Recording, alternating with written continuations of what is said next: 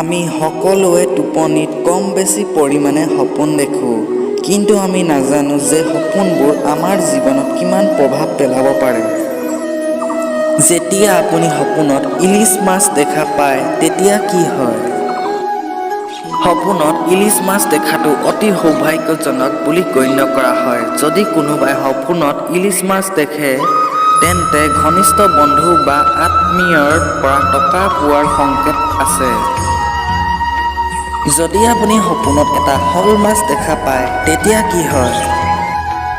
সপোনত শল মাছ দেখিলে শাৰীৰিক শক্তি বৃদ্ধিৰ আৰু বেমাৰৰ পৰা আৰোগ্য হোৱাৰ সংকেত দিয়ে। যেতিয়া আপুনি সপোনত তৰা মাছ এটা দেখা পায় তেতিয়া কি হয়?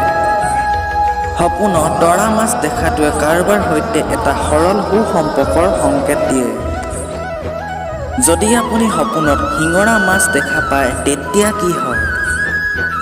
সপোনত শিঙৰা মাছ দেখাটোৱে অত্যাধিক খঙৰ সংকেত দিয়ে। আপুনি অধিক সমস্যাত পৰে আৰু আপোনাৰ নিজৰ বিপদ নিজে আহ্বান জনায়। যদি আপুনি সপোনত মাগুৰ মাছ দেখা পায় তেতিয়া কি হয়?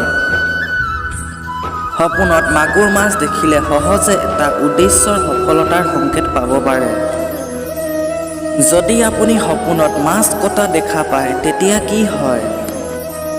সপোনত মাছ কটা দেখিলে আপুনি কম বুদ্ধিমান ব্যক্তিৰ সৈতে বন্ধুত্ব স্থাপন কৰি নিজৰ বাবে বিপদৰ সংকেত পাব পাৰে। মনত ৰাখিব যে বুদ্ধিমান বন্ধুসকলৰ মূৰ্খ বন্ধুতকৈ বহুত ভাল।